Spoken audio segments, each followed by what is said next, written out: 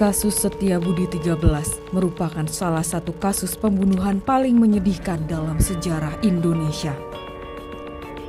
Kasus pembunuhan yang terjadi pada tahun 1981 itu sebenarnya baru terungkap 41 tahun kemudian. Korban kesadisan ini dibunuh hingga dipotong menjadi 13 bagian. Namun sayangnya tidak ada satupun petunjuk yang bisa mengarah pada siapa pelakunya.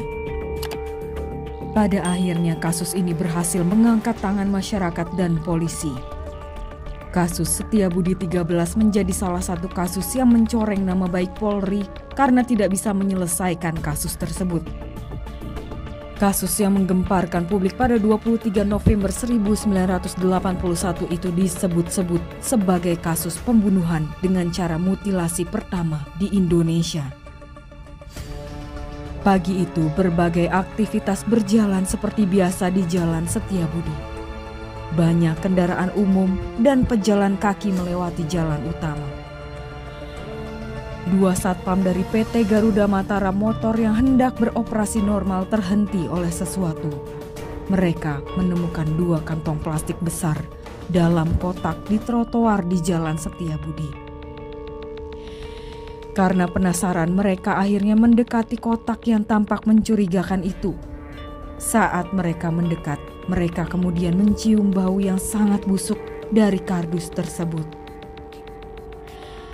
Karena takut, kedua satpam tersebut tidak berani membuka kedua kotak tersebut karena takut terjadi hal yang tidak diinginkan.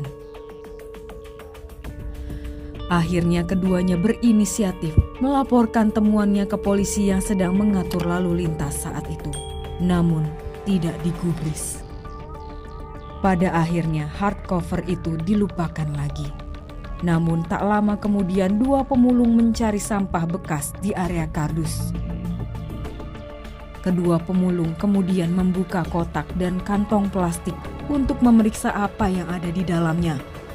Namun betapa terkejutnya mereka ketika menemukan apa yang ada di dalam kotak itu. Mereka berteriak sekeras-kerasnya.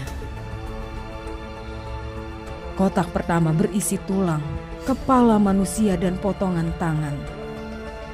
Tak cukup, kotak kedua ternyata berisi potongan daging manusia yang masih utuh dengan perut manusia. Usai kedua pemulung itu mengaduk-ngaduk aktivitas pagi di Jalan Setiabudi, polisi datang dan memeriksa kotak-kotak.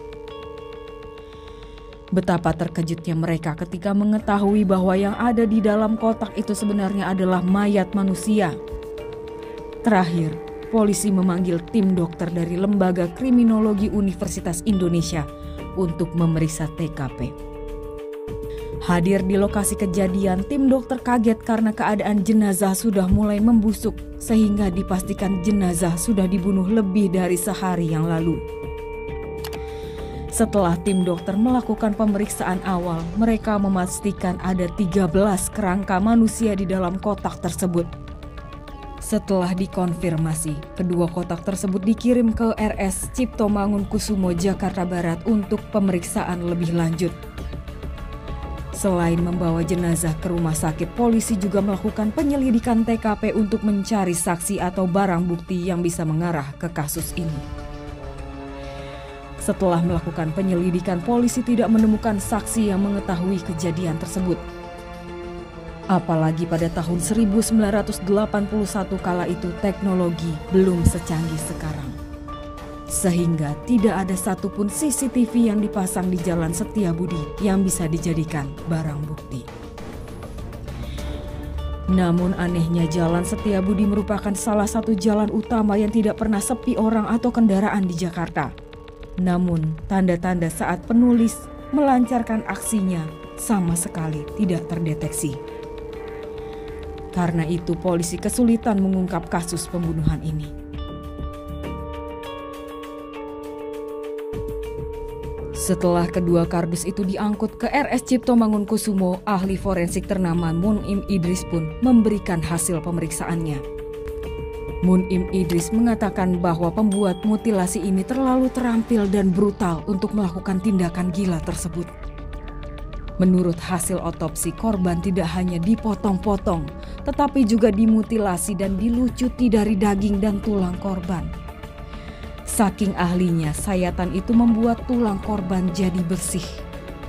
Lebih lanjut, Munim Idris mengatakan jika tulang korban dipotong dengan gergaji besi, akan terlihat bekas luka kecil di tulang.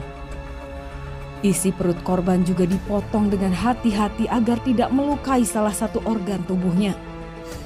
Diakui Munim, penyerang sangat profesional sehingga polisi bisa dengan mudah mengumpulkan jenazah korban untuk disemayamkan kembali.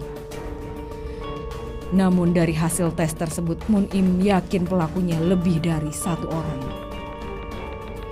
Munim sangat percaya bahwa pelakunya adalah seorang profesional. Pasalnya, timnya memperkirakan penyerang ini hanya membutuhkan waktu 3-4 jam untuk menghabisi korban tersebut. Sementara itu, tim ahli forensik pun membutuhkan waktu 2 jam hanya untuk membedah mayat. Selain itu, hasil otopsi menunjukkan bahwa korban ini adalah laki-laki berusia antara 18 dan 21 tahun.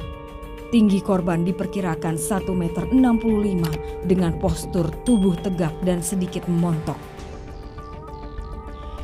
Beberapa detail kecil tentang tubuh juga diketahui. Seperti korban ini, ia diyakini mengalami stenosis pada kulup atau lubang kecil di ujung alat kelamin. Namun yang membuat bingung aparat adalah sidik jari, wajah, telapak kaki dan tangan korban sengaja ditinggalkan oleh pelaku. Polisi menduga ini adalah niat pelaku, sehingga mereka menantang untuk menyelesaikan kasus tersebut. Karena wajah dan sidik jari korban masih utuh, polisi akhirnya bisa memperbanyak sketsa wajah dan sidik jari korban untuk disebarluaskan ke masyarakat. Setelah berita itu tersebar, ratusan orang mulai berdatangan ke kantor polisi dan mengklaim bahwa orang yang dicintainya telah meninggal. Namun sayang, hingga 26 November 1981, polisi masih belum bisa mengungkap keluarga dan identitas asli korban. Terakhir, jenazah korban dimakamkan di Pemakaman Umum Kalideres, Jakarta Barat. Mirisnya, hingga kini pelaku pembunuhan brutal dan para korbannya masih belum ada jawaban. Namun polisi menduga motif utama penyerang adalah dendam dengan korban. Mengapa polisi belum bisa mengungkap siapa dalang di balik pembunuhan tersebut?